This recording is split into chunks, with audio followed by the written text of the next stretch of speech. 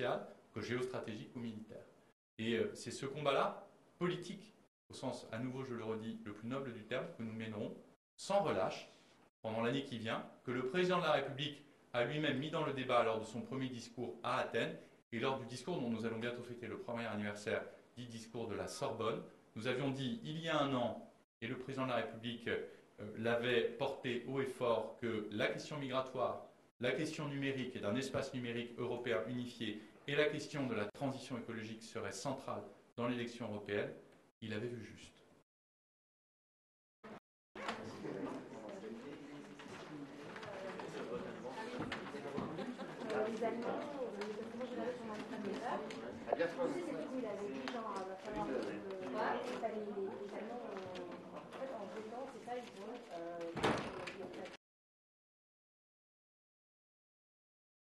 En France. Bonjour Madame l'ambassadeur. Bonjour Nasrine. Vous avez pris vos fonctions au même moment que le président Emmanuel Macron. Quelles sont vos relations avec la France aujourd'hui? Je pense que les relations avec la France aujourd'hui sont bonnes parce qu'en réalité, on n'a jamais eu des problèmes de grande ampleur avec la France. La France a toujours eu un ambassadeur au Burundi et il y a toujours eu un ambassadeur aussi du Burundi en France. Donc nous avons eu une histoire de la coopération. Moi-même, je me rappelle que j'ai fait mes études avec la coopération française au Burundi. Donc, les relations se sont un peu refroidies à un moment, mais actuellement, elles sont bonnes. L'histoire de votre pays est jalonnée de violences, de coups d'État. Vous avez connu 5 décennies de massacres. Que s'est-il passé exactement dans votre pays? C'est vrai que mon pays a connu des moments désastreux, avec des massacres, des moments où la population s'est entretuée entre soi-disant des guerres interethniques, mais c'est quelque chose qui a été travaillé ou préparé des centaines d'années avant. Et nous avons aujourd'hui la preuve et la certitude que l'existence même des ethnies qu'on parle quand on dit les Tutsis, les Hutus et les Batwa, c'est tellement artificiel et ça ne correspond pas à ce qu'on appelle ethnie dans les autres pays. Par exemple, quand on dit la définition réelle d'une ethnie, c'est un groupement de population qui a la même culture, qui a la même culture, la même langue, le même territoire. Alors qu'au Burundi, les Hutus, les Tutsis et les Batwa parlent quelque chose de fabriqué ou de préparé longtemps par les colonisateurs. Et nous reconnaissons que la Belgique, spécialement pour vraiment les citer, ont eu un rôle très très important dans la division du peuple burundais. Et évidemment, diviser pour régner, ça c'est le mot d'ordre, mais ça a quand même pris. Et comme ça a duré des années et des années, 5 décennies minimum, vous savez, quelqu'un qui est né, une personne qui a 40 ans aujourd'hui, est née dans cette période même où les Burundais se massacraient, où il y avait des Hutus et des Tutsis. Il est né dans un groupe, il se croit ennemi de l'autre groupe, il s'est cru longtemps ennemi de l'autre groupe, alors que réellement, c'était la même population, c'était le même peuple, c'était...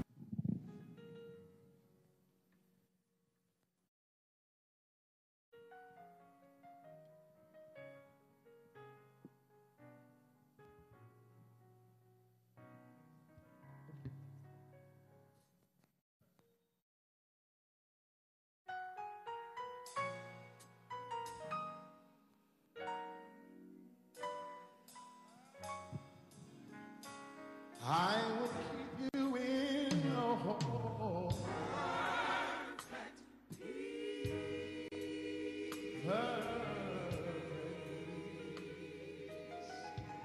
Always mine. Stay on thee. I will keep you in perfect peace.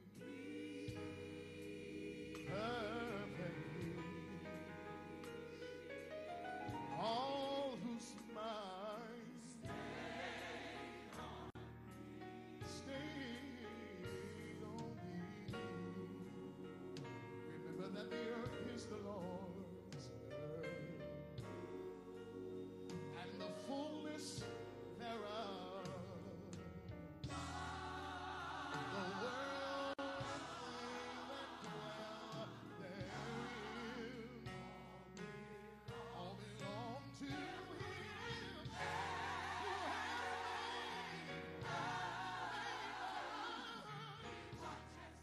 He won't change me. So why should I be bound when God ought to set me free? Can you tell me why? So why should I be bound when Jesus He died?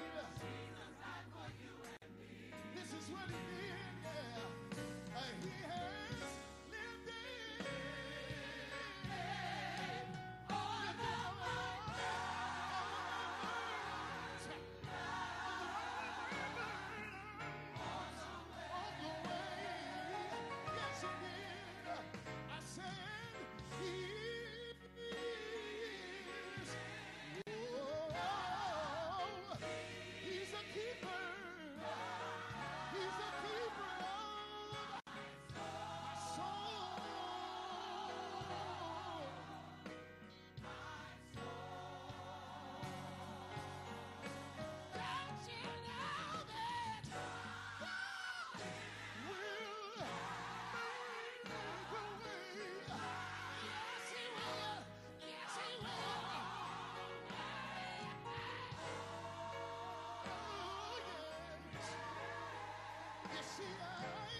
I'm so glad. I'm so glad that He is. He's my Savior. Yes, He is. Yes, He is. He won't change me. I'm glad to know that He is. Hey, He's the keeper. He's the keeper of my soul. Does anybody believe that today? Don't you know that God will make a way? Yes, He will.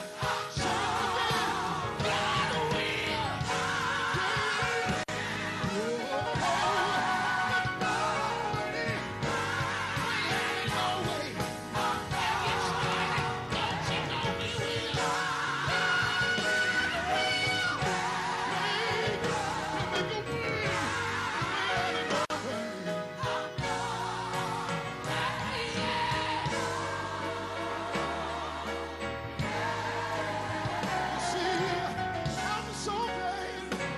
I'm so glad that He is. He's my Savior. Yes, He is. Yes, He is.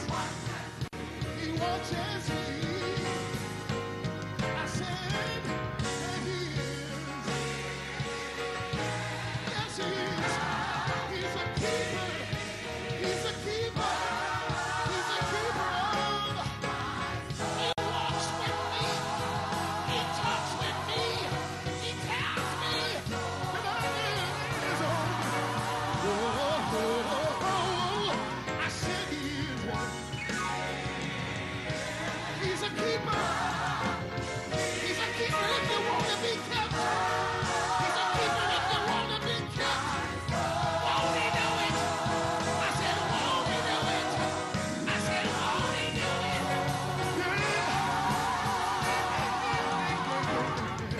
I said He is.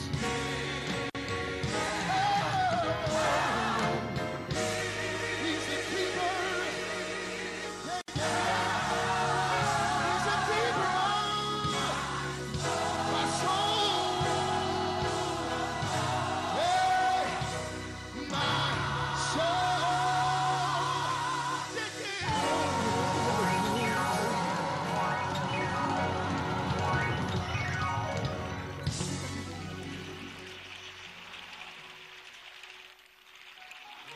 He'll keep you if you want to be kept. God bless you, Bishop Sapp. How about this Aretha Franklin Celebration Choir?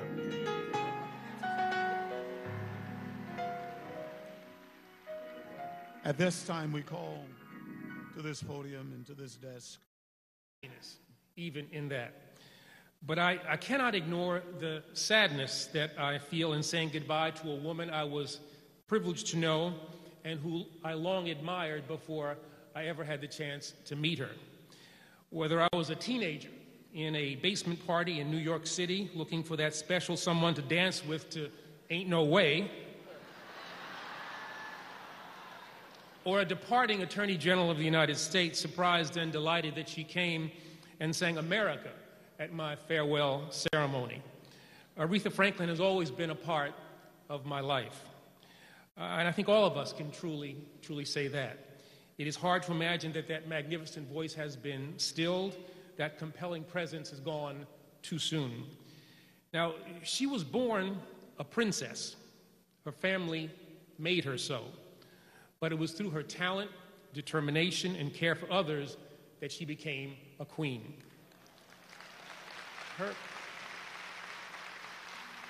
Her family shared her with Detroit. Detroit shared her with America. This nation shared her with the world. But she was always ours. She was always ours. Our princess and ultimately our queen. The issues that mattered to her were the same concerns of a people proud of her and who she never forgot. She was that rare queen who never lost the common touch. She could drop her fur coat on the stage of the Kennedy Center in front of those with great power and great wealth and continue to care about the plight of poor, unfairly treated people in forgotten parts of this country. In her voice was shared the joys, the sadness, the pain, and the faith of a people. Through the power of her artistry, her voice became universal for all people. Now, you felt that in her music. It was lyrical, it was sweet, it was earthy, it was sensual, it was righteous, and it was powerful. She moved us in ways that no artist ever had, before or since. Aretha Franklin commanded respect. She deservedly received it, and she also made it possible for others. Now, hers was a consequential life beyond the impact that she had as a great singer, and that should never, ever be forgotten. In ways not known to many, she was a part of the movement that set this nation free. And she made one song in particular her own, and it became one of the anthems for another movement that made women more equal. In short, her status as a queen, unlike others who inherit a title, her title was earned. Now, it has been said that hers was a once-in-a-lifetime voice. That is simply not true. Her gift was almost otherworldly. There has never been, there will never be another voice melded to the consummate artistry that was Ms. Aretha Franklin. We should all count ourselves fortunate that we lived at a time when God deigned to share one of his true and unique gifts with us.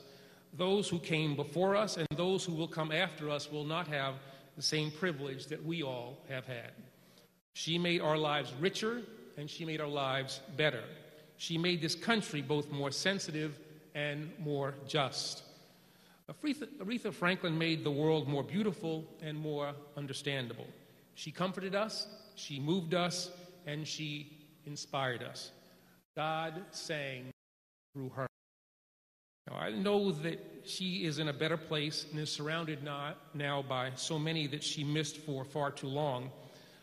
Our days will be a little less bright and our lives just a bit empty. That is the impact that this wonderful woman had on all of us.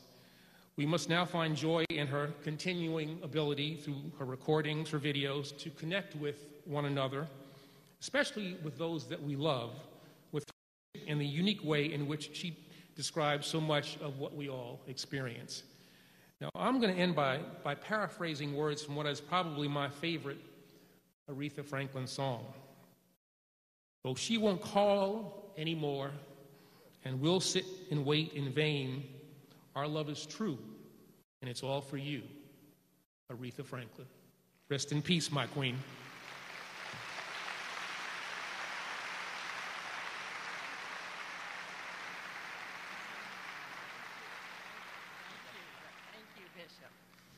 Isn't this a wonderful day to have the honor for all of us to be able to be here to celebrate and remember an incredible woman and an incredible life?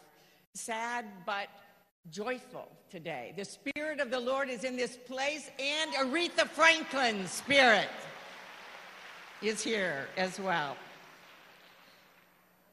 This week, our nation is laying to rest two iconic figures. It's my honor to have the opportunity to participate here as Aretha Franklin's United States Senator, by the way.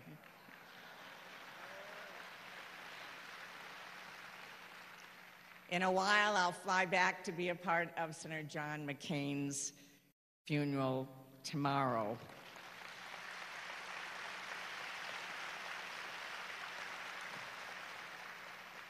We are laying to rest two iconic figures, though different, represent who we are as America, our true American spirit in music and culture and love of the country in this next 2 days. America is big, America is bold, and nobody had a bigger voice or a bolder soul than our Aretha.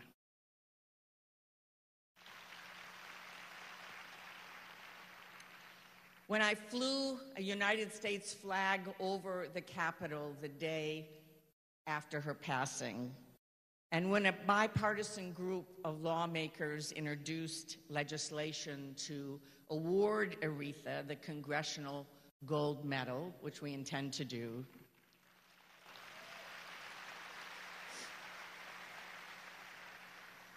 we weren't only honoring her legacy as a musician, as you know. Instead, we were honoring her remarkable voice, a voice that stood up for justice, that stood up for equality, that stood up for civil rights, for doing the right thing for people. When you see it and when you don't see it, quietly and loudly, doing the right thing while touching the hearts of the world. I treasure each and every opportunity I've had over the years to witness and to be with Aretha, watching what she did best. My last opportunity to be with her was when I had the opportunity to take part in introducing her at her final Detroit concert. She was sitting in the car before she went on. Reverend Jackson was with her. It was clear that she was struggling. And she walked up the stairs onto the stage. And then Aretha took over and did an incredible, incredible concert.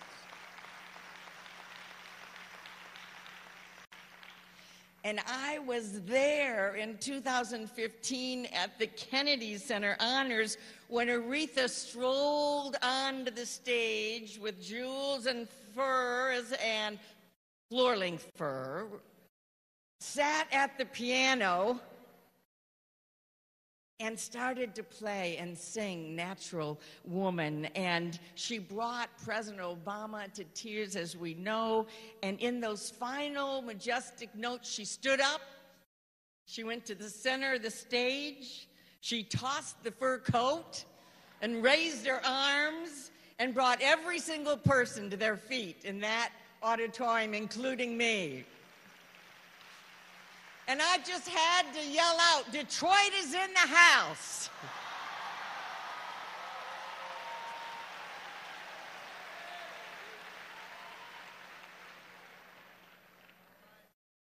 We've lost a legend. Yet we can take comfort in the fact that Aretha's voice will always, always be with us in so many different ways.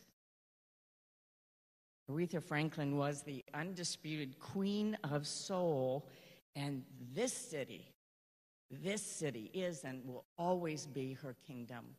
God bless each and every one of you in the Franklin family.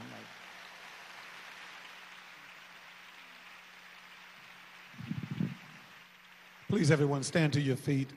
Shirley Chisholm made a run for the presidency in the 1970s, and in 1984 and 88, Reverend Jesse ran, and we dubbed his theme, Run, Jesse, Run.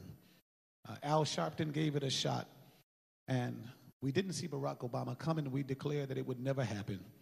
So in 1992, someone from Hope, Arkansas, became president of the United States, and we just dubbed him at that time the first black president of the United States.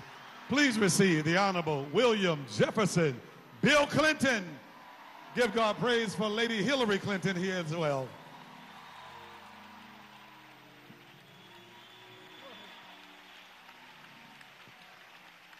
Thank you.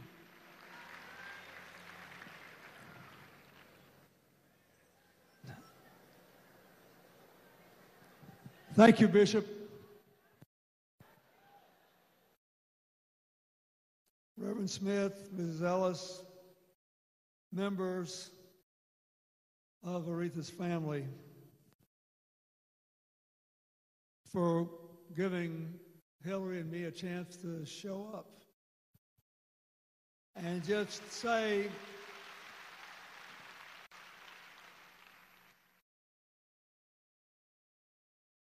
we started out not as the president, the first lady, the senator, the secretary of state. We started out as like Aretha groupies or something. I mean, you know, she was only about 4 years older than me, 5 years older than Hillary. So when we were getting out of college was when she finally got her big breakthroughs.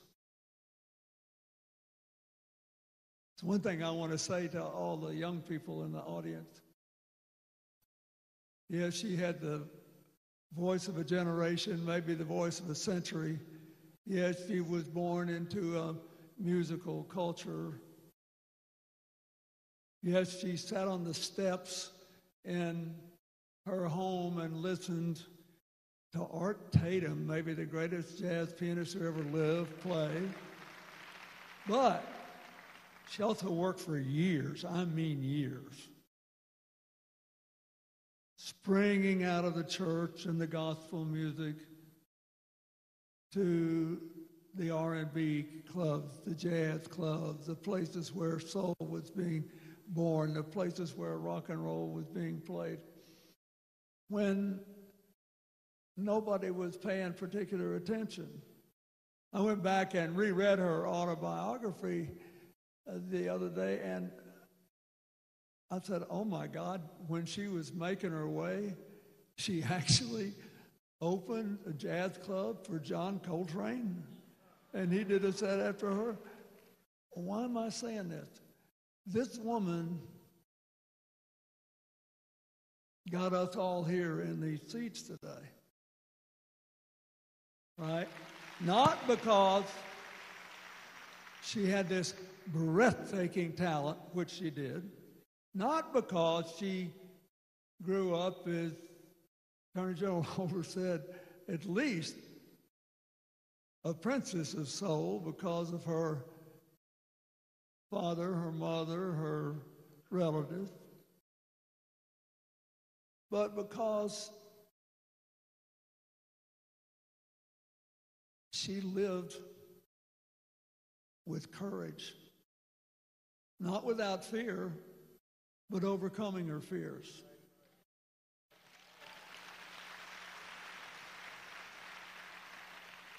She lived with faith, not without failure, but overcoming her failures. She lived with power, not without weakness, but overcoming her weaknesses. I just loved her. So I started off as a groupie.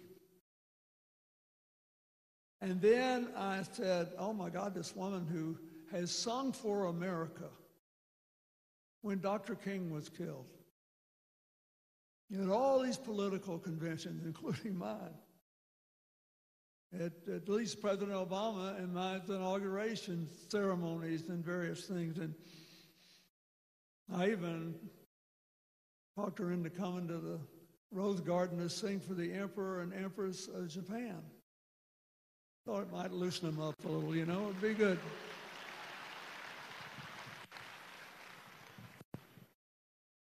Okay, so I figured out, I think, that the secret of her greatness was she took this massive talent and this perfect culture that raised her and decided to be the composer of her own life song. And what a song it turned out to be. I want to say, I hope God will forgive me, but I was so glad when I got here, and I hope you will forgive me, when the casket was still open, because I said, I wonder what my friends got on today. I said,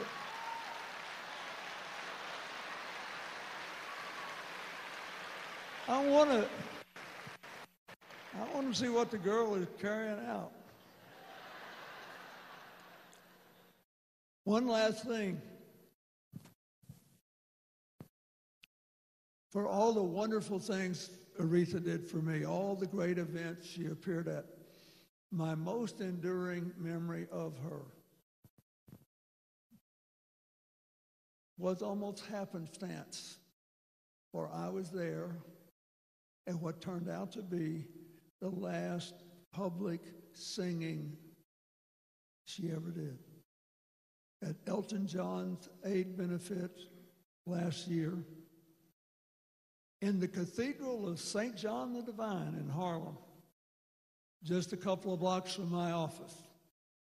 So Elton John and I had done a lot of work together for a long time on AIDS, and he asked me to come. I showed up, and I said, well, you know, and he said, Aretha's the talent, so I showed up a little early.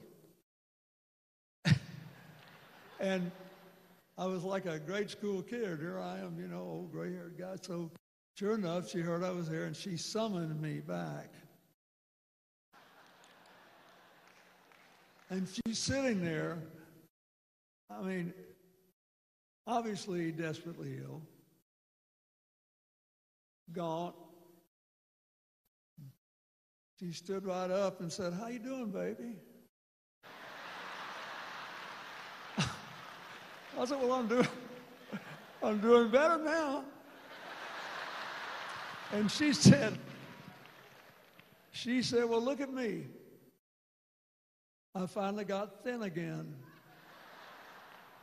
It took a lot of guts to say that. And then she went out into this setting. And all these people who loved her and were awestruck and said, can you believe she showed up? And she sang not one song, not two songs, not three songs. She had to bring a chair out, and she sang for 45 straight minutes.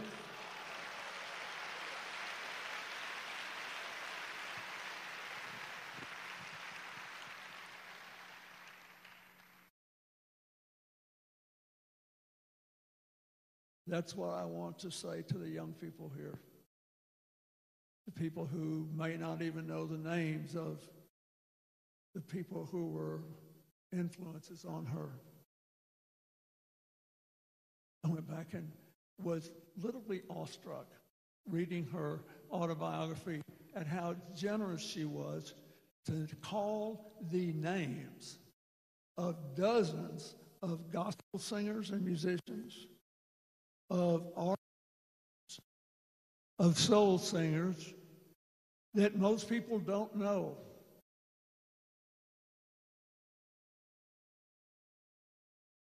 and to say they're underappreciated. She kept filling out her life. But I'll never forget her. She stood up singing in that cathedral when she could. She sat down when she got tired. She even went over and played one song on the piano just to make sure none of us forgot that she was real good at that.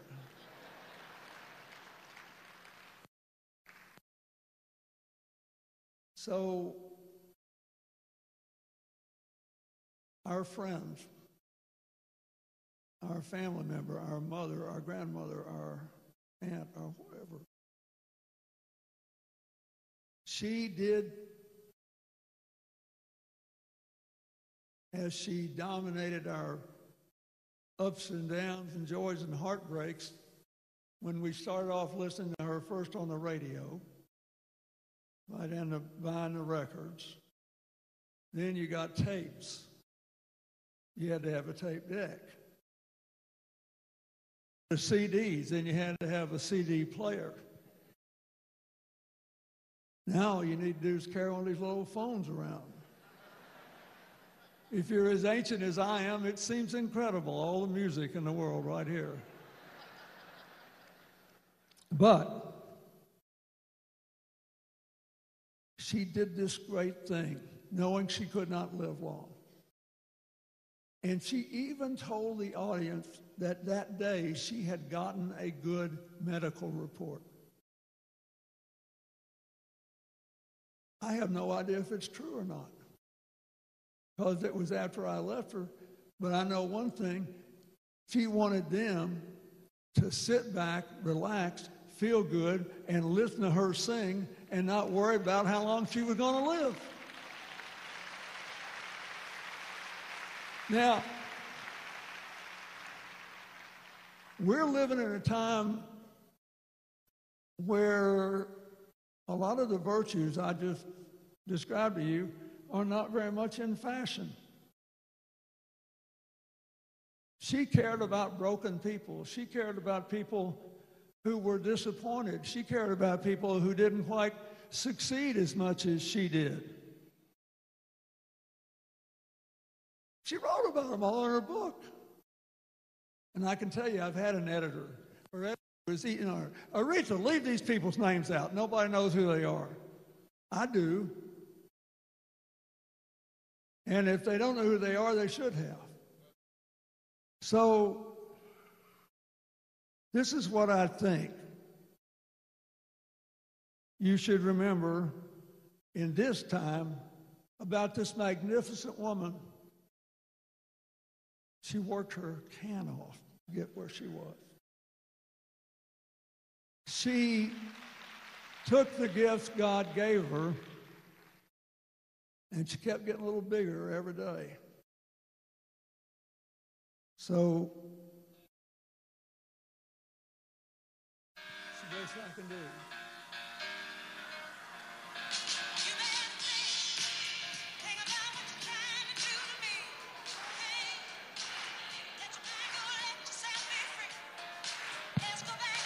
It's the key to freedom. God bless you, Aretha. We love you.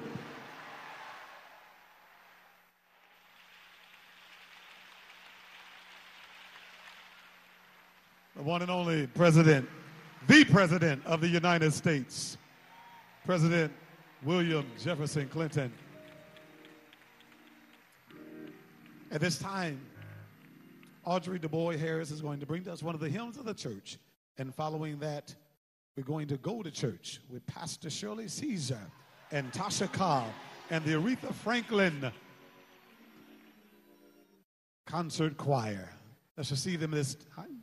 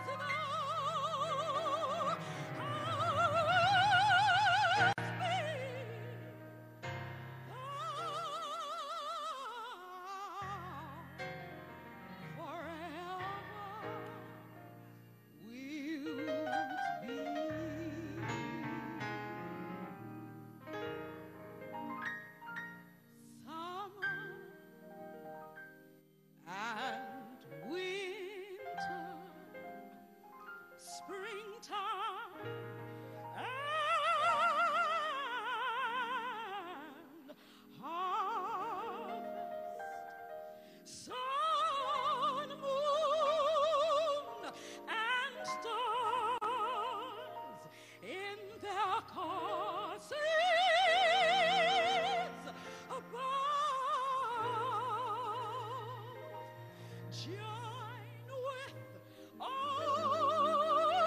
nature in manifold witness to thy great faithfulness. Oh, yes, to thy mercy and love.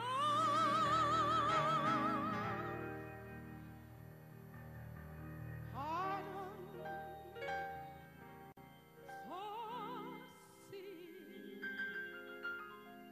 and a peace that endures.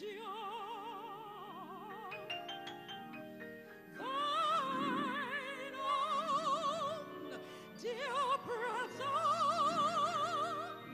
to cheer and to guide, strength for duty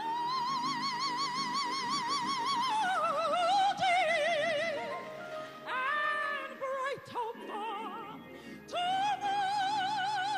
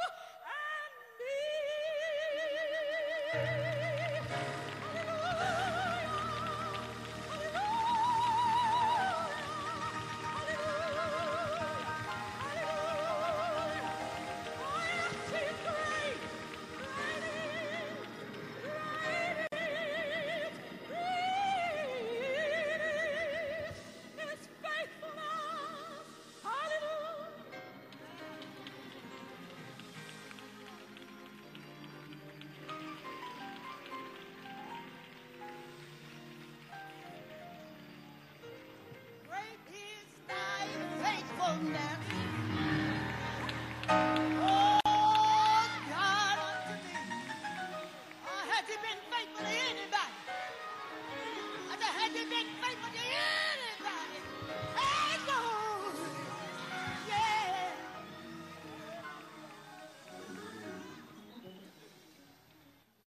I want to say to this wonderful family, pretty much all of us have sat right where you're sitting. I can't speak for anybody else. Oh, yeah, yeah.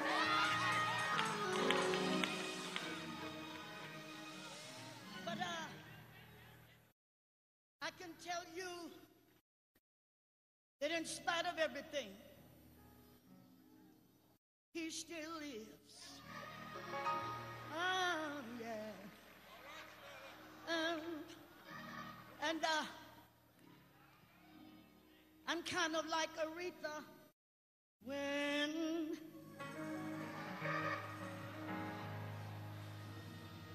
I'm one of 13 children. 12 are gone, and I'm still here. But had not been for the Lord, that the Lord my Messiah, I don't know.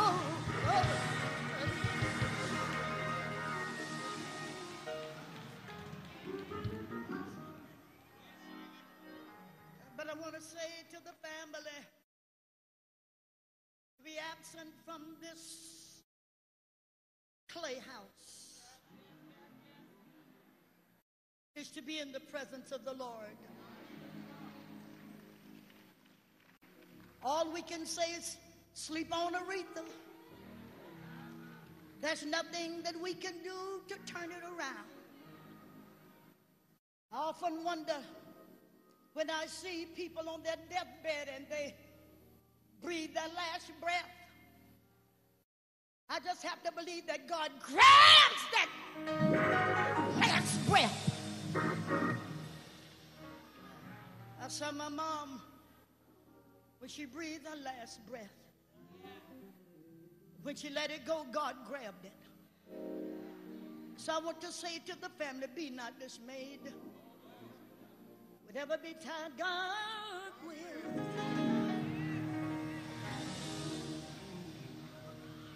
Take care of you. I want to say to the family, I can't tell you not to cry, because God knows how to take those tears, wash our misery away. I want to say to the grandchildren and the great-grandchildren, Aretha lived a good life, and I thank God that she did not die in disgrace. All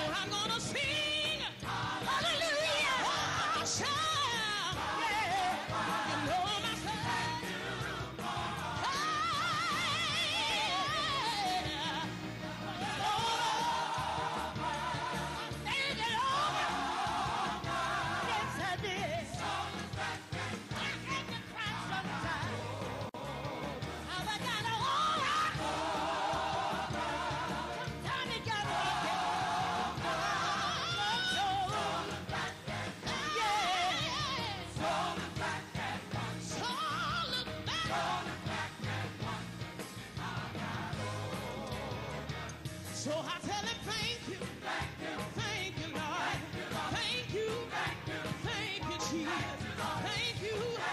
Thank you, Lord. Thank you. Thank you, Jesus. Thank you, Lord. Thank you, Lord.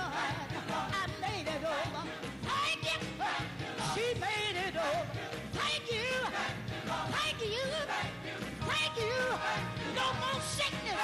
No more dying. No more crying. No more weeping. She made it. She made it. She made it. I say, Jesus. Jesus. There's power in his name. Jesus. Jesus. Jesus. Jesus. Oh. Yeah. Jesus. Jesus. We know where the power is. We know where the power is. Jesus. Jesus. Jesus. Jesus. Thank you. Yes, I will. Thank you, Lord. I made it over. You made it over. You made it over. You made it over. Papa Yano. Yes.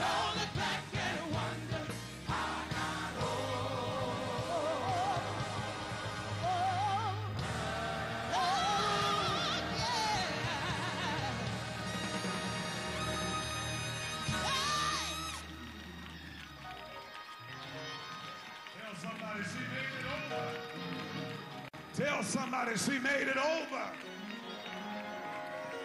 The one and only Pastor Shirley Caesar and Tasha Cobbs. Give God praise for them again.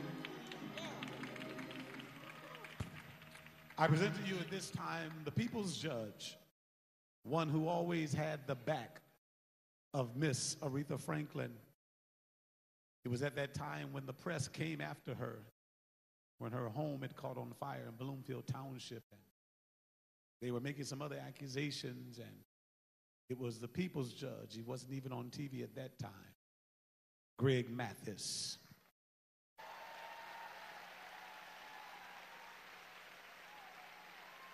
He called me at that time, and he said, Bishop, we need to call Reverend Holly, and we need to call a press conference because we need to take the press to task for Miss Aretha Franklin.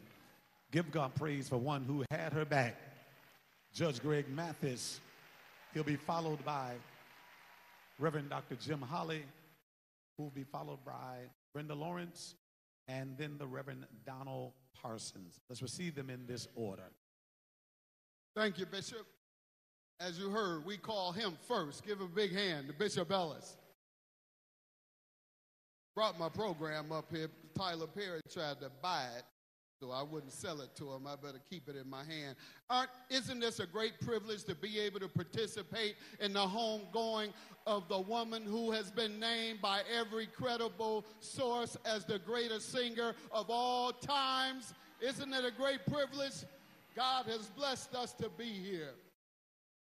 You know, I met Sister Aretha back in the 80s around the Jackson campaign. I met her through Reverend Jackson in the 88 campaign. And later on with Mayor Coleman Young, when I was working with him, he made sure that any need she might have, we address it, because she was addressing every need citizens of Detroit had. And then she had Earlene, her sister-in-law, bring me to her events, and we got to know each other a little more. And then once I became a public figure who had a platform to make a difference in the struggle for civil rights and politics, she embraced me as a friend. And my wife and I would travel various places with her, as some here would. And quite frankly, that showed a lot of strength in her. We all know of the endurance that she has bared through the loss of her father and her siblings.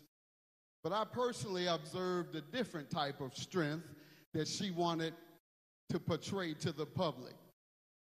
You know, several years ago, there was a lot of speculation about her health. all throughout the country. The radio saying nonsense, things they don't know about. I never asked, and those friends and family of hers never asked because you knew not to ask. But she wanted to make a point. First, I believe we were in Washington, D.C. when she first wanted to make her point. We were there with one of the honors she was receiving. And so she said, Greg, let's go to lunch. You get your wife and let's all go to lunch. Come meet me at the Four Seasons. I said, okay, good. We're going to go and meet Sister Rhea at the Four Seasons and have us I think it was a Sunday, we're going to have us a great brunch and such. So we're all there. She said, okay, come on, Greg. We get to, I say, Rhea, where we going? She said, we're going to walk a half a mile down to the Johnny Rockets in Georgetown, and we walked to Johnny Rockets, and she didn't stumble a bit, and everybody stopped and waved, and the radios next day had to talk about how she was walking with the strength of a lioness. And then lastly, we were going to a Pistons game. Indeed, we went to a Pistons game, and Isaiah Thomas, and this is perhaps a few years ago as well, and she wanted everyone to know that the speculation about her health was wrong. And so we went, and we were courtside, and Reverend was with us, or I was with him, or however you want to make reference to it. And LeBron James comes over and speaks to her. We're on the floor, and so she says, I think I want to go and get something from, I don't know whether it was a Coca-Cola or a bite. I think I want to go and get something to eat or a bite or a drink. Okay, I thought we were going to all go and just around the stadium perhaps, or send someone to get it. She said, no, I want to walk to the top of the arena. Let these folks know how I really feel. So we proceeded to walk from courtside to the top of the arena to show that her health was better than mine and many of you all who couldn't walk to the top of that arena from courtside. And so she always wanted folks to know her strength. And they cut my mic. Somebody going to jail. Y'all know play that now. Don't go to jail now. I'm gonna take these 60 seconds, but don't get yourself in trouble. But I was privileged to receive her advice and counsel in the area of politics and civil rights. As you all know, that she was deep in that, and she wanted me to use my public life in that manner. And so one time we were discussing some of the many things that we come about, and she asked me about Reverend Jackson. You talk to your buddy, or you talk to the good Reverend? That means she wasn't getting along with him. Then, like siblings do.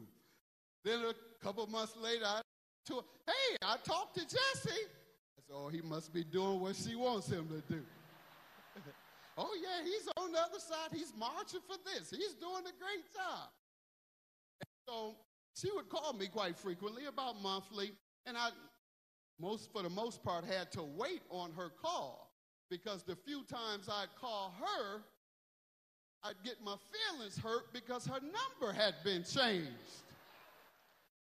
And so I'd have to wait those 2 months or a month or however long before she would call me and give me the new number. But when she did, she always spoke to me about how to use my platform to fight for our people. Indeed, our last conversation,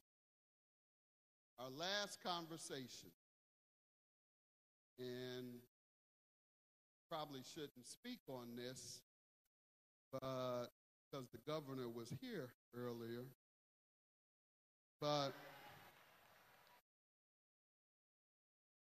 our last conversation was about the Flint water crisis.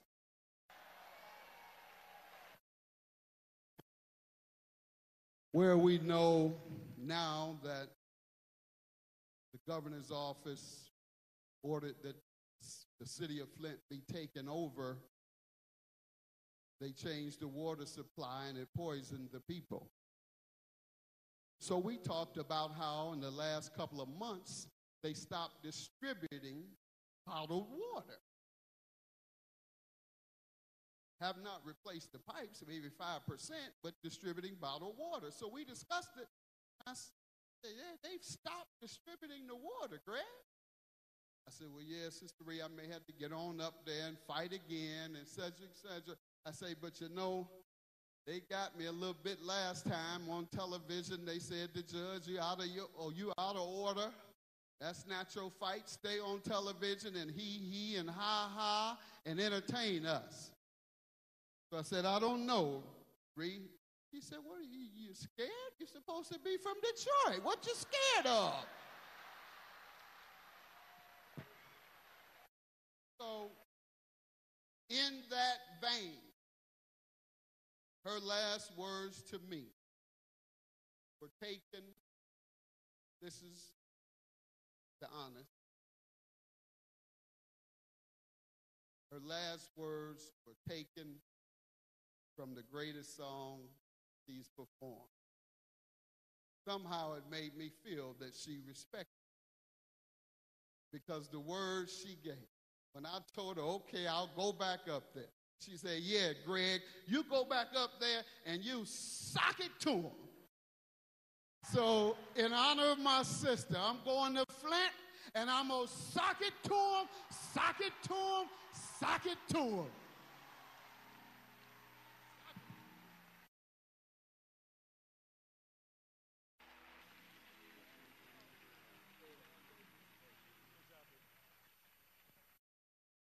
Let the church say amen. Let the church say amen again. My sisters and brothers, we are here today not because Aretha died, but because she lived. I worked 3 days working on my remarks. Shirley Caesar got up shouting. Somebody took my marks. I've been looking for them. Evidently, I just need to tell you it comes off the top. I think it was a great wise woman by the name of Maya Angelou that said, I think it's still, the words that she said is still the test of time. She said there will be people that you will forget how they make you, how they really, what they do for you. Every now and then you'll find people that they may do other things for you, but they'll never make you forget how they make you feel. And I think that's true with Aretha. We'll never forget how she made us feel.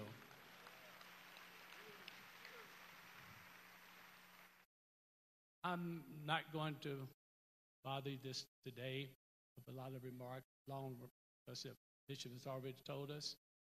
But I'm very blessed. I'm a blessed man. I'm blessed because I was a friend of Aretha, a friend of this family. I was with this family when her father passed. I was with her, with her 2 sisters, her brother, and I was with her when she passed. I'm a blessed man because of my relationship with the family. I love me, Aretha. Let me tell you again, I really love me, Aretha. And Aretha loved her some Jim Holly. Finally, I had told my church that I was had to have an operation, reconstruction of a stroke that I had. And they were basically wanting to do another reconstruction of the surgery. And lo and behold, guess who called me? She had her caretaker, Beverly, to call me and ask me how I'm feeling. That's like 3 weeks prior to this. She was asking me how I was feeling. I said, Aretha, surely that's not you. Yes, I'm asking you, how do you feel? That's the kind of woman she was. I just want you to know, my sisters and brothers, that we all have different experiences. We're here because of how she made us feel. But I want you also to know that she's been in some of the most sacred and most profound places in this world.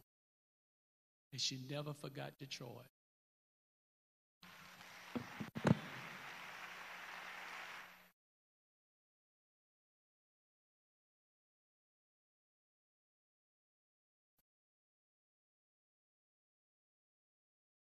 I want to say hello, Detroit. Today, I have the honor to stand here to share, celebrate a life of Aretha Franklin. I want to recognize my colleagues again that's with me, Congresswoman Joyce Beatty from Ohio, Congresswoman Sheila Jackson Lee from Texas. Where is the diva, Maxine Waters, who represents us so well?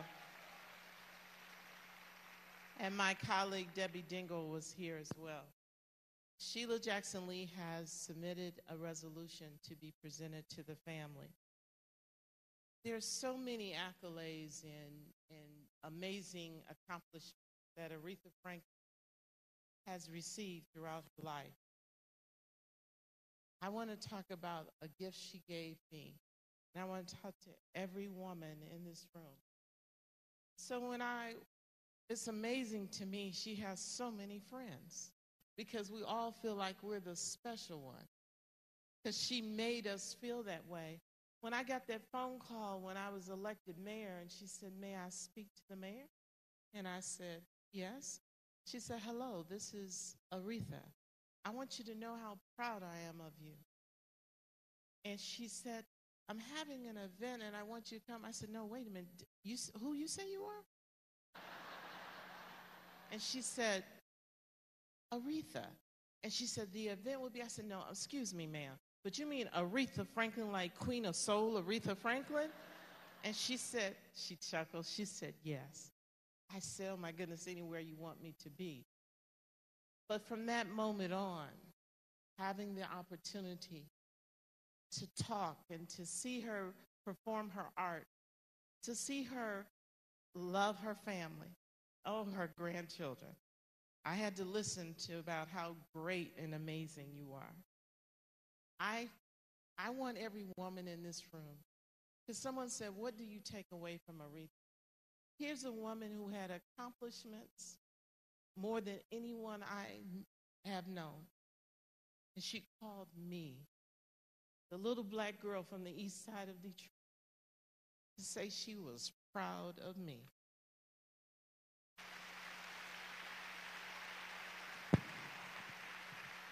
So to every woman in this room, it's about a woman being strong enough and confident enough to put her arms around other women.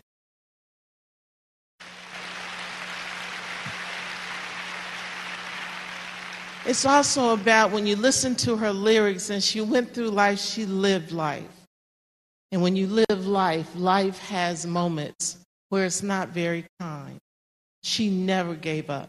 She stood up, she had dignity. She had the thing that she demanded. And they keep playing this clip. Everybody wants to be respected. I am so proud to have known and to share my life with the amazing Queen. To honor her, Kamala Harris, Senator Harris called me, and we're talking, so we have to do something. So on the Senate side, she introduced the gold medal, the Congressional Gold Medal. And on the congressional side, I introduced the Congressional Gold Medal. Now I want you to know how amazing it is. The people who have received this, like Robert Kennedy, Rosa Parks, Martin Luther King, and the first one went to George Washington. The Queen deserves this gold medal, and I'm honored to give it to her. I love you, Queen.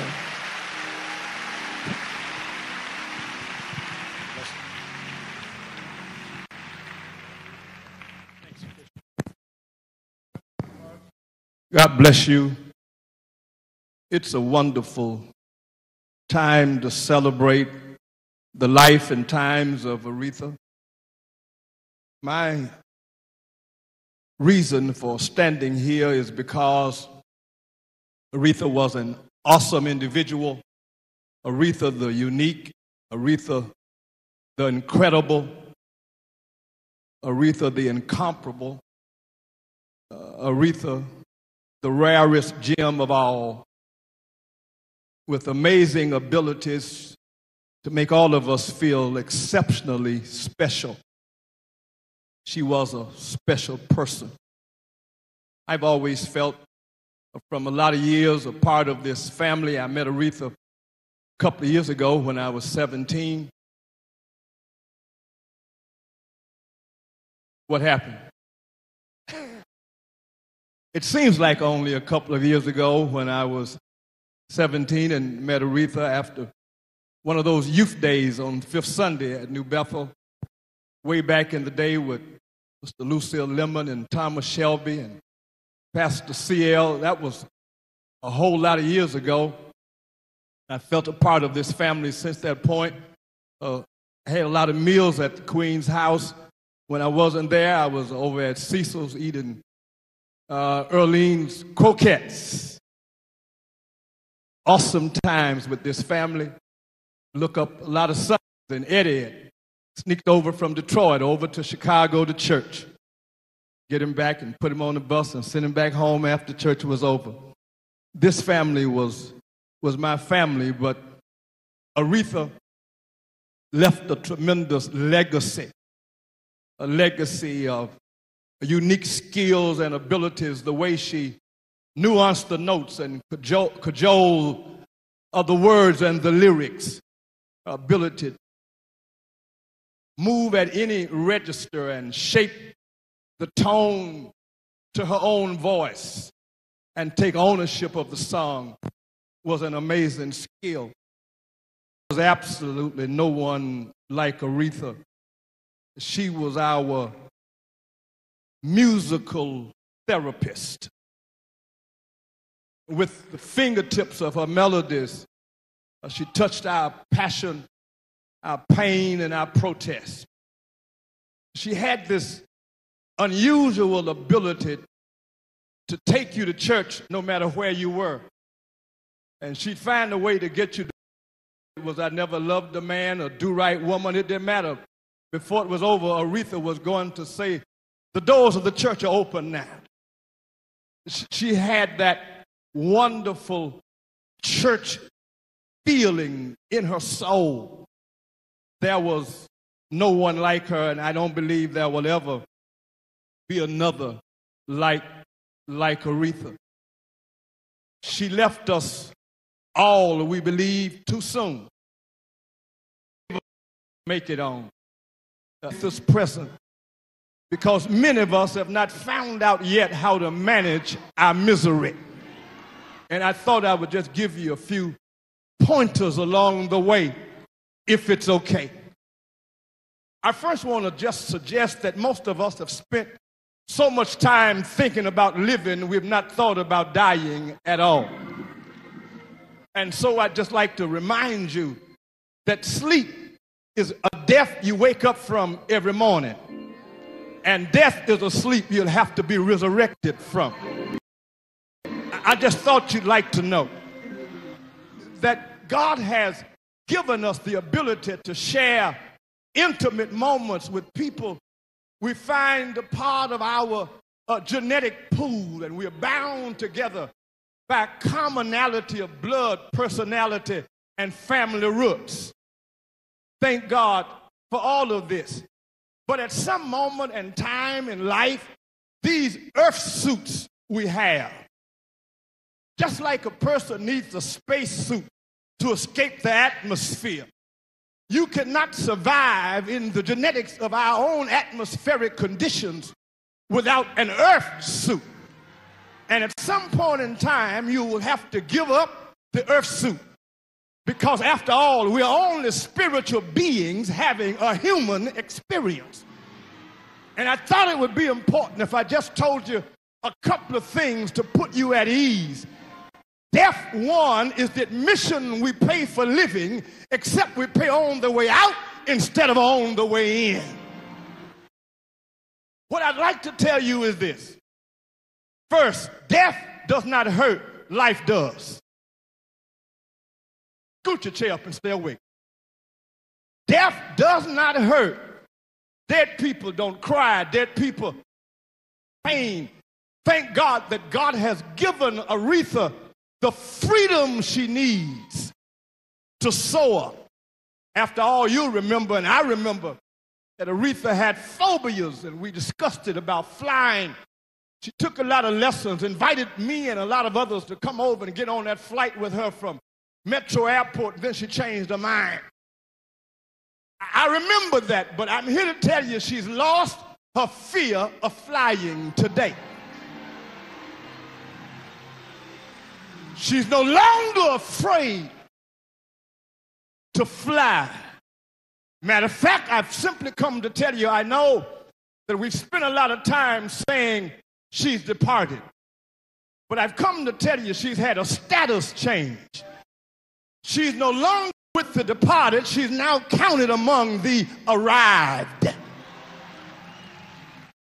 So whatever you do, don't play that departed song no more.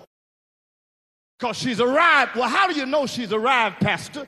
The scripture says to be absent in the body is to be present with the Lord. Let me tell you these three things before I use my time allotted. Death does not hurt. Life hurts. So don't have any fears or any apprehensions about Aretha's state of mind. She's free from hurt at this moment. And authentic love has a desire for the one who is loved to have what is best for them and not what is best for us. We've got to want what is best for Aretha. Secondly, I would tell you that the people who leave us are happier than the folk they leave behind. She's excited about where she's gone. And the only reason you are not is because perhaps you've never read the brochure. If you'd read the brochure, then you'd want to go where Aretha's gone. Finally, I would say to you, she has not gone to some place. She's gone to someone.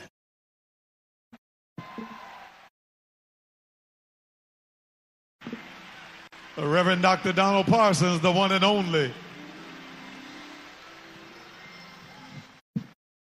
At this time, while we're ready and preparing to receive the music ministry of Shaka Khan and Ronald Isley, I want to just bring Mother Fanny Tyler up quickly.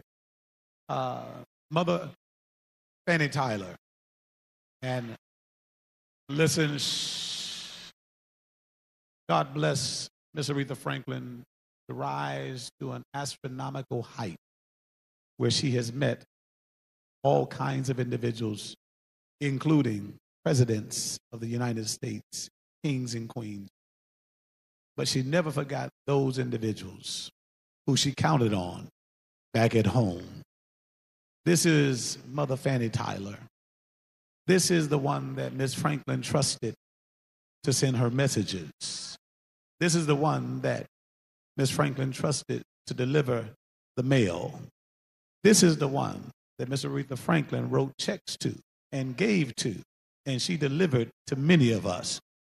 When they called me and would tell me that there's a Fanny Tyler at the front desk, I say, send her up. Because I know she didn't want no counseling. She had a check from the Queen, $10,000, $5,000. She'd hand me that envelope and say, the Queen says she still hear them joy bells. Keep on doing what you're doing. The last time she came and blessed me about 6 months ago, She had 2 envelopes. I said, Lord Jesus, the queen is being very generous. She gave me the one, it was $10,000 in it. And my dad always sang that song, Joy Bells. And she always said, I still hear them joy bells your father sings.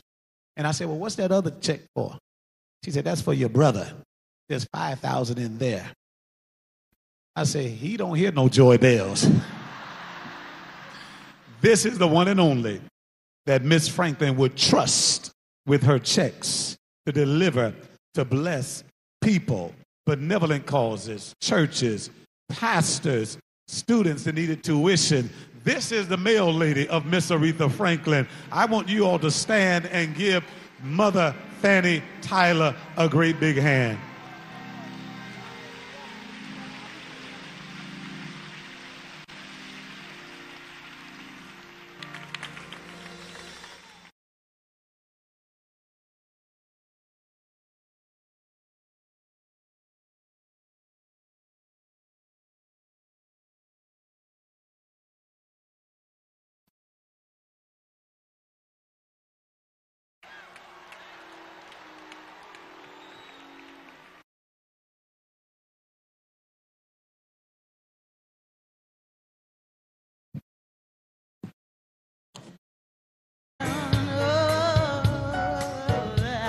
I'ma tell you now. Anybody asks you where I'm going, where I'm going soon. If you wanna know where I'm going, where I'm going real soon. Yeah. I'm going up yonder. I'm going up yonder. I'm going up yonder to be with my Lord. I'm going up yonder. I'm going up yonder. I'm going up yonder to be with my Lord. I can take the pain, heartache they bring, comfort of knowing I'll be soon gone. Yeah. Gotta give me grace. God gives me grace. Run this place. Run this place. Till I see my Savior face to face. I'm going up yonder. Going up yonder. Going up yonder. Going up yonder to be with my Lord. Did you hear me? I'm going up yonder. Bonjour et bienvenue sur 54 One. Aujourd'hui, nous recevons son Excellence, Madame Christine Nina Nyansavier. Elle est ambassadeur du Burundi en France. Bonjour Madame l'ambassadeur. Bonjour Nasrine. Vous avez pris vos fonctions au même moment que le président Emmanuel Macron. Quelles sont vos relations avec la France aujourd'hui? Je pense que les relations avec la France aujourd'hui sont bonnes parce qu'en réalité, on n'a jamais eu des problèmes de grande ampleur avec la France. La France a toujours eu un ambassadeur au Burundi et il y a toujours eu un ambassadeur aussi du Burundi en France. Donc nous avons eu une histoire de la coopération. Moi-même, je me rappelle que j'ai fait mes études avec la coopération française au Burundi. Donc, les relations se sont un peu refroidies à un moment, mais actuellement, elles sont bonnes.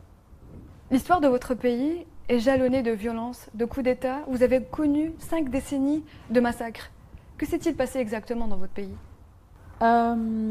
C'est vrai que mon pays a connu des moments désastreux, avec des massacres, des moments où la population s'est entretuée entre eux soi-disant des guerres interethniques, mais c'est quelque chose qui a été travaillé ou préparé des centaines d'années avant. Et nous avons aujourd'hui la preuve et la certitude que l'existence même des ethnies qu'on parle quand on dit les Tutsis, les Hutus et les Batois, c'est tellement artificiel et ça ne correspond pas à ce qu'on appelle ethnie dans les autres pays. Par exemple, quand on dit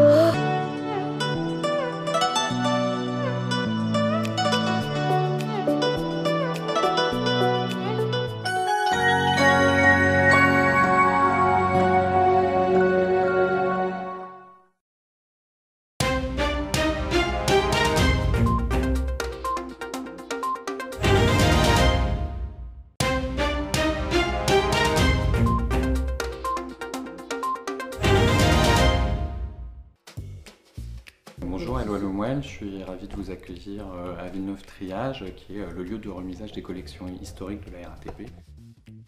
Nous avons ici du matériel qui date de 1900, voire avant. Le premier métro qu'on a, c'est un témoignage parfait d'un métro 1900. Nous sommes ici à l'intérieur d'une voiture de première classe. On a un sol en caillebotis, on a des sièges recouverts de cuir. On a ces filets qu'on voit juste au-dessus de moi, qui servaient non pas de porte-bagages, vous voyez qu'ils sont bien trop étroits, mais qui servaient de porte-chapeau. Le succès du métro est immédiat. Très vite, on a une affluence de voyageurs. Donc, on passe à des moteurs beaucoup plus puissants, on passe à des bogies avec des suspensions renouvelées, et on passe surtout avec cette caisse qui est entièrement métallique. Des surfaces vitrées beaucoup plus grandes, beaucoup plus éclairées à l'intérieur. On voit vraiment qu'on commence à entrer dans l'ère du métro moderne. On ne peut pas tout préserver, mais on essaye de préserver les pièces les plus signifiantes ou d'une époque ou d'une technologie. Vous voyez, ici on est dans une rame années 30, vous avez un soin porté au matériel absolument extraordinaire. Regardez ces lustres qui sont en verre, qui sont absolument extraordinaires. Vous avez un accastillage qui est absolument magnifique. Ce matériel, entre l'année 1937-1938 jusqu'aux années 80, va être en service sur la ligne de Sceaux, qui deviendra le RERB.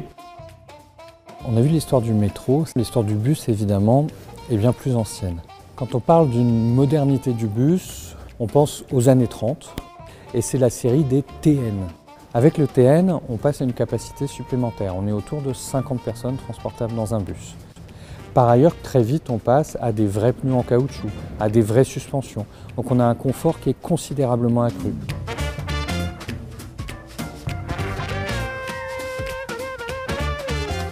Nous ne sommes pas un musée, nous n'avons pas vocation à être un musée, et ce lieu n'est pas non plus un musée. C'est un lieu de remisage et de préservation, de rénovation, et, on l'espère de plus en plus, de valorisation de nos collections.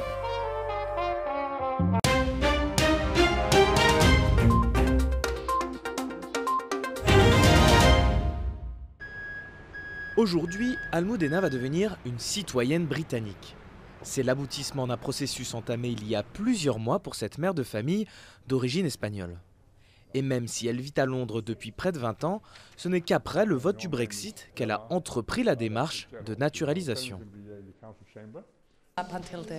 Jusqu'au référendum, je n'avais jamais pensé à prendre la citoyenneté britannique.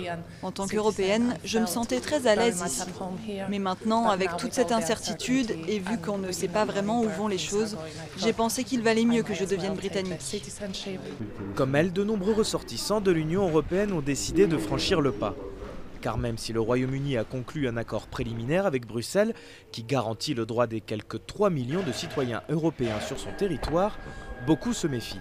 Résultat, plus de 38 000 Européens ont demandé la nationalité britannique en 2017, contre seulement 15 000 en 2016. Je connais une dame qui s'est installée ici dans les années 70. Elle est française et l'an dernier, elle a décidé de prendre la nationalité britannique à cause du Brexit. Beaucoup de gens le font pour la même raison. Pour obtenir le précieux passeport, les candidats doivent justifier d'au moins 5 ans de présence au Royaume-Uni et passer un test de culture britannique. Les futurs citoyens doivent ensuite valider leur démarche en participant à une petite cérémonie à la mairie de leur quartier. 1 heure pendant laquelle ils devront jurer allégeance à la reine, s'engager à respecter les valeurs démocratiques du pays ou encore chanter le célèbre hymne God Save the Queen. Dans cette pièce, tout autour de moi, il y avait des gens de toutes les origines. Et c'est ce que j'aime en Grande-Bretagne. C'est un pays très accueillant, surtout à Londres. Et je pense que c'est ce qu'on a vu aujourd'hui.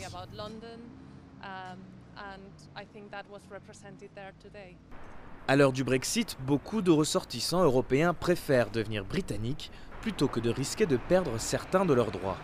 Une tranquillité d'esprit qui a un coût, environ 1 500 €.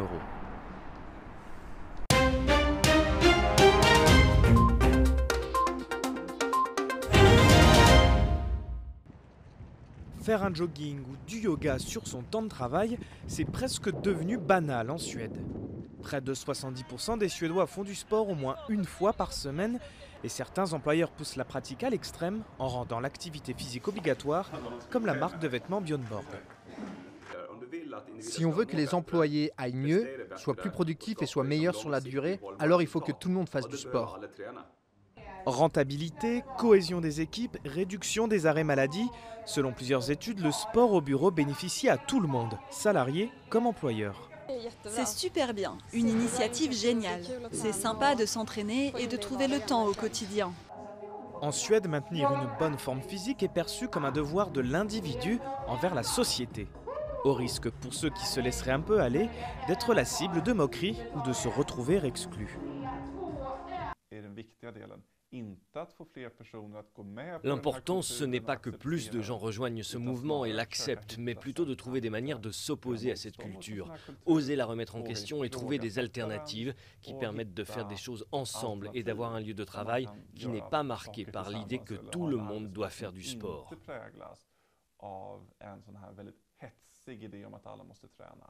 Mais le sport est aussi en passe de devenir un outil de recrutement. Certaines grandes entreprises espèrent attirer de nouveaux employés en subventionnant des activités sportives comme le golf ou l'aquagym.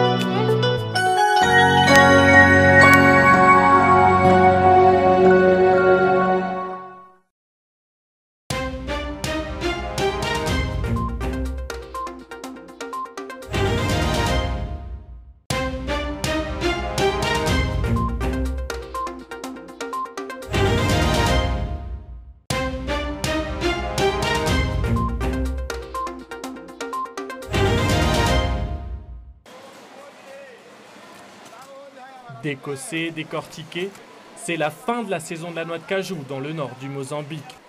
Et cette usine de transformation tourne à plein régime. Son propriétaire, un entrepreneur portugais, l'a ouverte il y a 10 ans. O futuro da indústria para já parece ser promissor, porque está a haver uma demanda para a amêndoa, está a haver demanda para a amêndoa de caju Nós estamos a conseguir vender tudo, estamos a expandir o nosso negócio, parece ser promissor e continua a haver mercado. Dans les années 70, le Mozambique était le premier producteur mondial de noix de cajou. Mais une longue guerre civile et plusieurs catastrophes naturelles ont mis la filière à terre. L'autre responsable, la Banque mondiale. En 1995, l'institution financière a exigé un plan d'austérité synonyme d'arrêt des subventions au secteur. Résultat, les usines ont fermé et 10 000 personnes ont perdu leur emploi. Para o nosso caso, não correu bem. Aconteceu que a indústria, portanto, derrapou. Tivemos colapso da indústria, mas neste momento temos uma situação revertida em que sim, temos que permitir que haja uma liberalização, mas é preciso que haja controle também da indústria.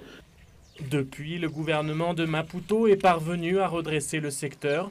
En 2017, la production a battu son record des 30 dernières années.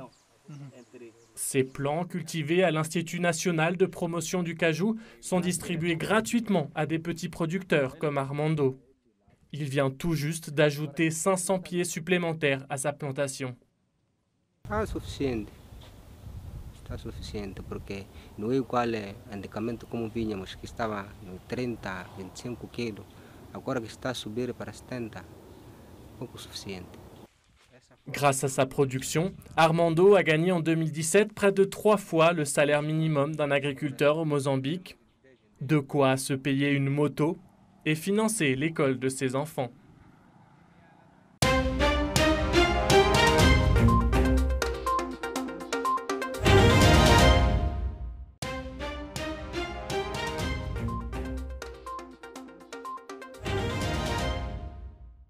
Bonjour et bienvenue sur 54 One. Aujourd'hui, nous recevons l'artiste burkinabé, Monsieur Fouma Traoré. Il est à la fois poète, compositeur, auteur et aussi conteur.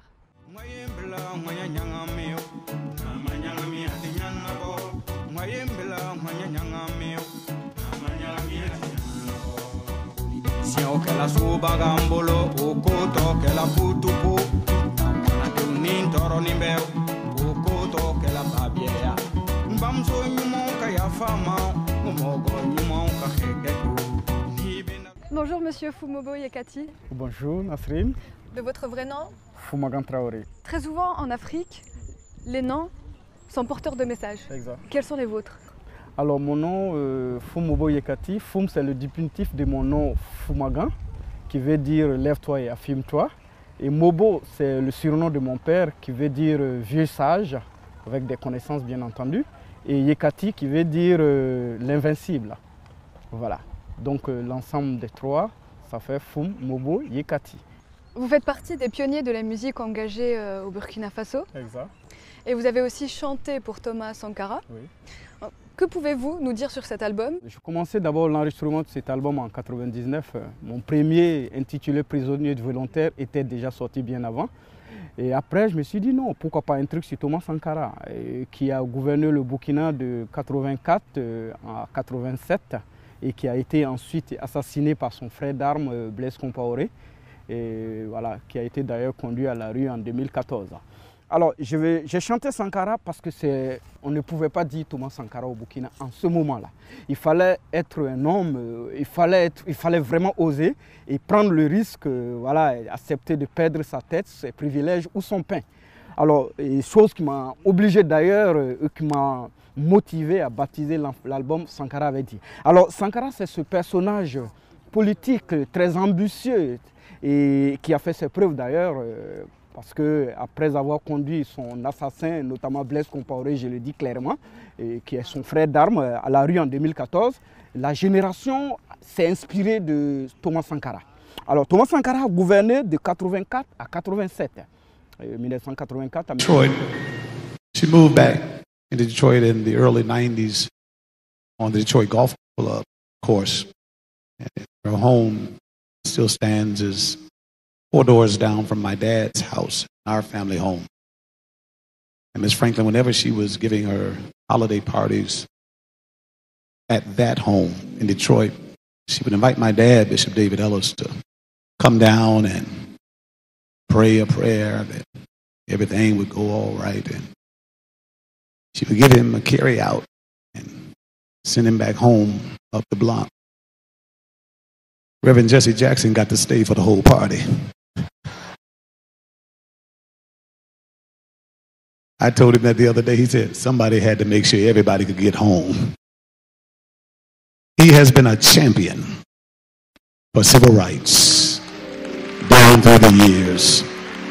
We know his health is not what it used to be, but for all that he has done down through the years, sometimes working and not receiving anything for it, standing on the front line and standing on that wall, I think we should all stand and receive the giant of a warrior for the urban community, for those who cannot speak for themselves. Receive the Reverend Jesse Jackson Sr. He'll be followed by the Reverend Dr. William J. Barber II.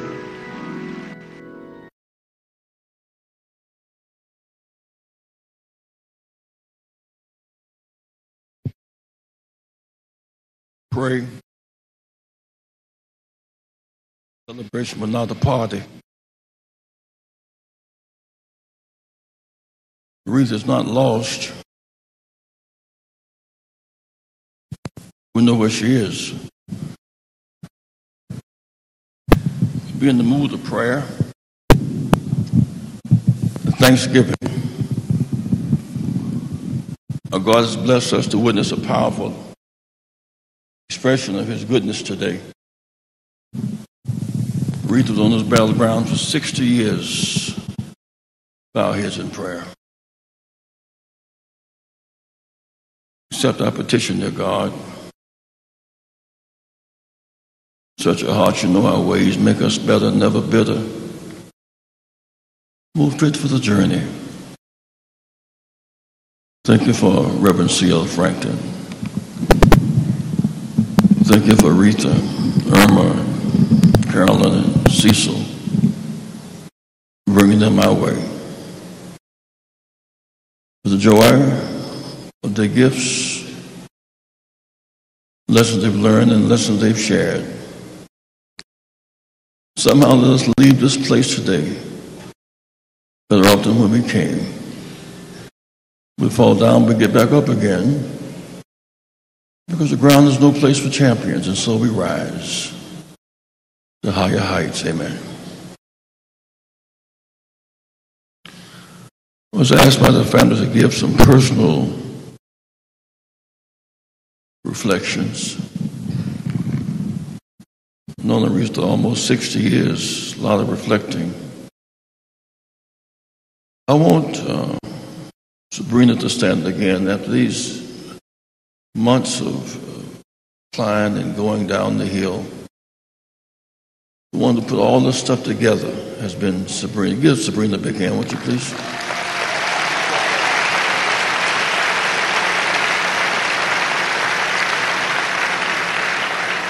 I visited her at least once a month, and every time I was there, Eddie would be by the door as a bodyguard. He was her son. Eddie, stand again. Give him a big hand.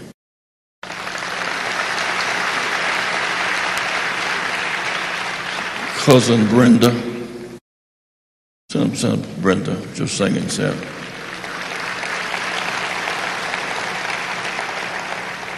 Earlene, give another big hand.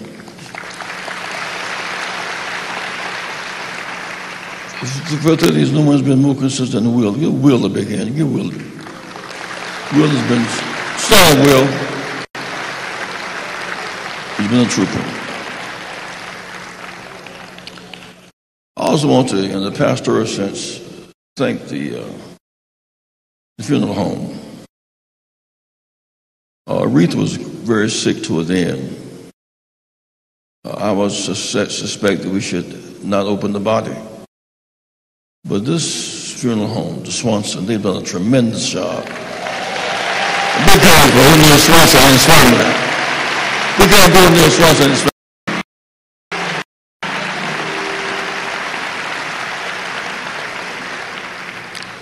And last, we can't thank her too much for she's among the living yet among us. Another hand for Maxine Waters. Maxine, stand again, please.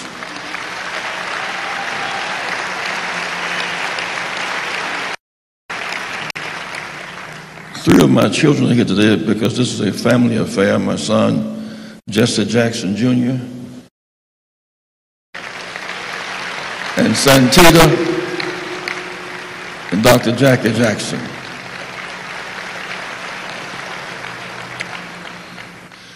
It is a holy privilege to stand before you today. Painful to stand before Aretha, this hour of celebration. I want to honor the family's wishes and protocol and keep my remarks as brief as I can, but it is about reflections, and I want to give the room for Reverend Jasper Williams, one of the most profound preachers of our time. Reverend C.L. Franklin's funeral was conducted by Reverend Williams, and he maintains that authority in the family. As we enter the next phase of the phenomenal Aretha Franklin, there's much to be said and done built on this legacy that can't be appropriately said today. Death has caused another unplanned family reunion. We wouldn't be here if Aretha were not dead today. We give death too much power. We should be able to call each other and have a meeting like this and share. I was here for the Rosa Parks funeral. I watched long lines at the museum for Rosa Parks, long lines for Aretha, long lines today. We have long lines to celebrate death and short lines for voting.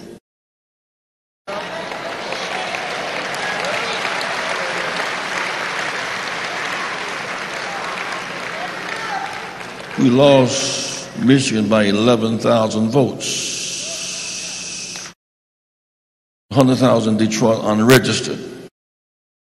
Long lines at the death of the icons and short lines for voting. Something is missing.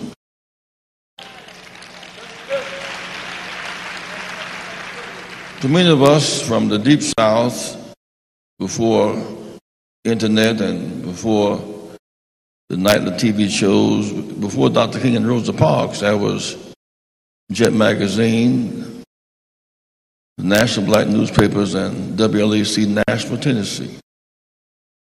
Every Sunday night at 11 o'clock, Big Horse Allen from Nashville would put on an hour of C.L. Franklin. He was our hero. Traditional sermons, Eagle Serve the Nest, Prodigal Son, In the Conflict. He said, tonight I'm not going to preach. I'm going to introduce my daughter, and she can sing. It's not just my daughter, my daddy pin. She can really sing. So hear me. And really sang Never Grow Old. Reverend Billy Kyles, whose home Dr. King was on the way to visit when he was killed, was doing a revival in New Bethel at that time. He gave the words to Aretha. Herds of a land on the faraway strand is a beautiful home of the soul.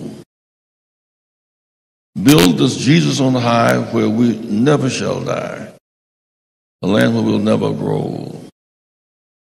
It was a dark Sunday night in South Carolina, and yet when it's real dark, the stars shine most clearly. That night a star was born. Somewhere between Nashville and eternity, we heard a voice from heaven, 14 years old. Aretha was our queen. She belonged and belongs to us. She was blessed to have the powerful gift of singing, perhaps the most remarkable voice, unique the world has ever heard. Arturo Toscanini, the Italian conductor, said of Marian Anderson that a voice like Marian is heard once in 1,000 years. Aretha's in that zone of once in 1,000 years. And she did not shy away from Ave Maria. From that point on, she only required to be called Aretha. Reverend Franklin sent her to school, and she took music lessons and cultivated in the womb of most soulful singers of our time. New Bethel, Sam Cooke and the Soul Stirrers, Clara Ward and the Ward Singers, Mavis and Pop Staples. These are her. She came out of that womb. Lou Rawls and the Pilgrim Travelers, Madam Moss Clark, Ira Tucker and the Dixon Hummingbirds, Alex Bradford, Too Close, Sister Houston, Whitney's mother, sang in the background, the Winans and Reverend Craig, the Gospel Harmonettes, Mahalia Jackson, Dinah Washington, the Canton Spirituals, the Mighty Clouds of Joy, and Joe Ligon. Reverend James Cleveland directed the choir at New Bethel.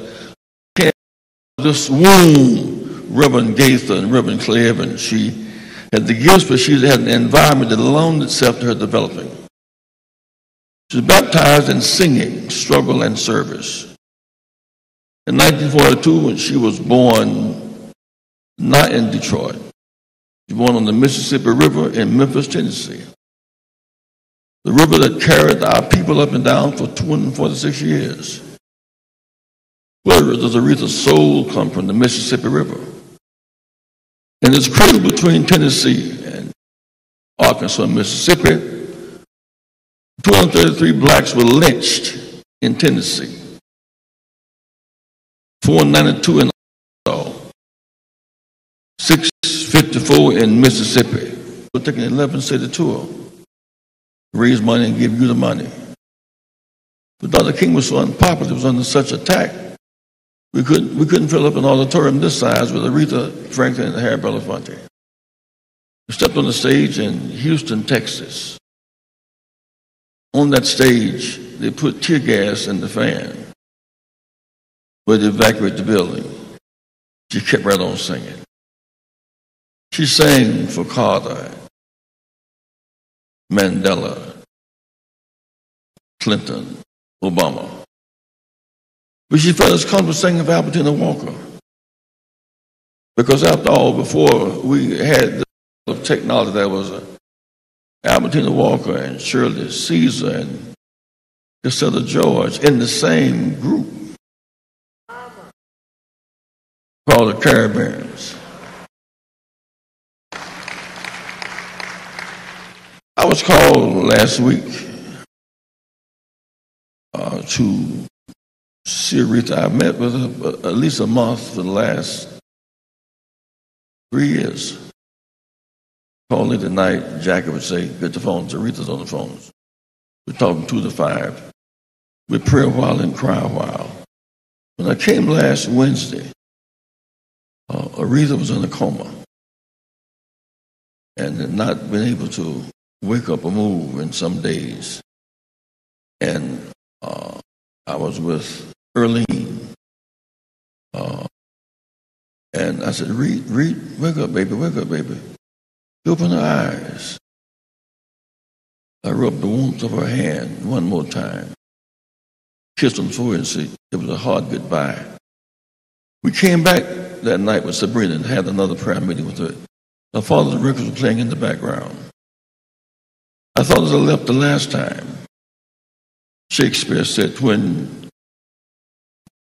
when she shall die,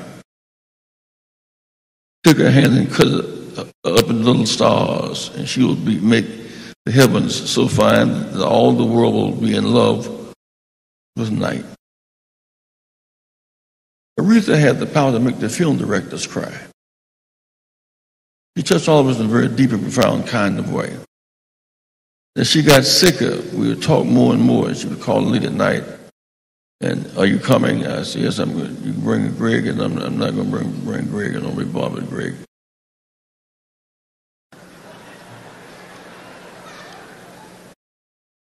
Inside joke. We went to 4 or 5 hospitals, and she was fighting this cancer thing. And to cap off singing in service, she went to New York knowing that she had pancreatic cancer. She went there in a bus to help Elton John and the AIDS victims. That's a signature moment in her life. All of her time she had been spent seeing on her own situation. And yet she was there. She asked me to give her our favorite testimony. It was that when I was a kid growing up in South Carolina, and I wonder why she would always talk about saying never grow, never grow, never grow. Archie Brownlee, a great singer for the blind boys, sang "Oh Why." Archie came on his last trip and said, "I'm drinking liquor tonight. I'm not an alcoholic. But I have the 4th stage of cancer. And I don't have any insurance. The liquor is anesthesia for my pain. And so y'all forgive me for drinking, but I don't mean to disrespect you." He had this dog shades on his tap. He said, "Well, let me sing a couple of songs for you." He said, "I know you're concerned that I'm drinking. I'm not a drunkard. I'm just drinking for pain." He said, "But y'all talk about blue skies. I was born without eyes. I've never seen a blue. Red rose, I've never seen a rose. I can touch it. My wife is beautiful. I've never seen my wife's face. I know about the contour of her face. And my children, I know them by the sound of their voice and the pat of their feet. But don't feel sorry for me because I'm blind and have cancer. I am going across the river. I heard there's a man over there who's giving sight to the blind. And he's curing cancer." When you hit that point in your life where the man is more over there than over here. A few months ago, Rita was very afraid for me when it announced that I had Parkinson's. The older you get, these diseases, they come out of nowhere, it seems. But let me say to you today, who are the living, this is not for Rita, this is for us. If you leave here today and don't register to vote, you dishonor Rita.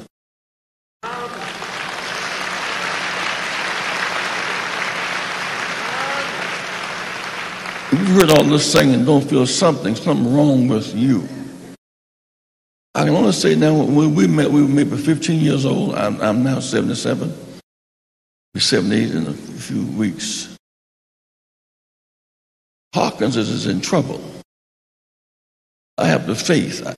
The doctor said Parkinson's will knock you down. It will, but there's a God who's the doctor of doctors. Don't fear these diseases when you're getting ready to change your clothes and move into a different transition. I can say now with a level of certainty I couldn't have years ago. I once was young. I've traveled to China, I've traveled to Japan, I've traveled to the Caribbean, all around the world. Worked with Dr. King, worked with Mandela. I've seen a lot and been a lot of places, but I've never seen the righteous forsaken, nor the seed beg for bread. So sleep on, Aretha. See you in the morning.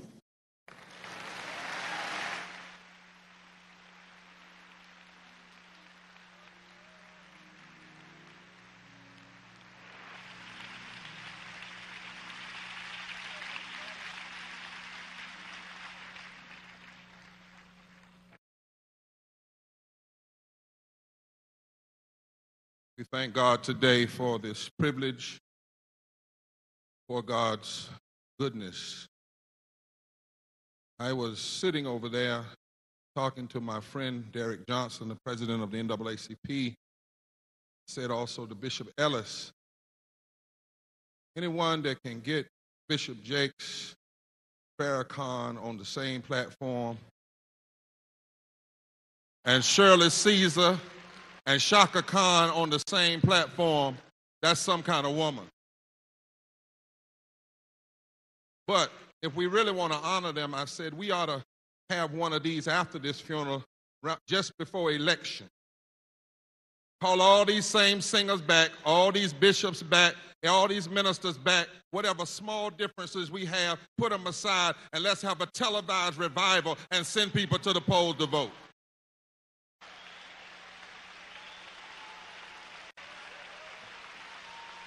I'm ready, Bishop. Are y'all?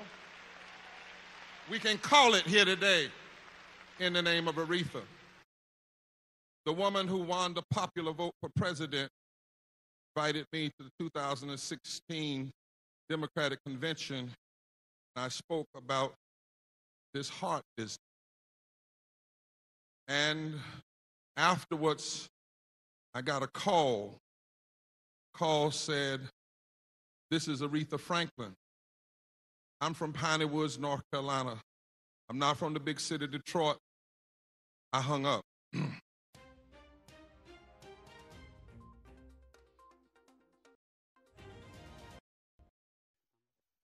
La réserve de Gilet et sa vaste forêt de Miombo. 2800 km² de biodiversité exceptionnelle menacée par la déforestation. En cause la coupe illégale de bois et surtout les brûlis dont dépendent les populations qui vivent dans la zone tampon de la réserve. Pour limiter l'ouverture de nouveaux champs, une ONG française appuie ses cultivateurs formés à des pratiques d'agriculture durable pour Notre objectif, c'est que le producteur cultive le plus longtemps possible la même parcelle. Ici, concrètement, le producteur cultive le même champ depuis 4 ans. Autre menace, la production de charbon aux abords de la réserve. L'approvisionnement en bois grignote la forêt et le processus de carbonisation émet du CO2, nocif pour l'environnement. Ici, les charbonniers apprennent à construire des fours améliorés. Résultat, tout en coupant moins, ils produisent plus de charbon et de place. Ces efforts ont permis une réduction des émissions de l'ordre de 300 000 tonnes de carbone en 5 ans. Chaque tonne de CO2 non émise équivaut à un crédit carbone dont la vente devrait rapporter entre 2 et 3 millions de dollars à la réserve pour financer la conservation et le développement durable.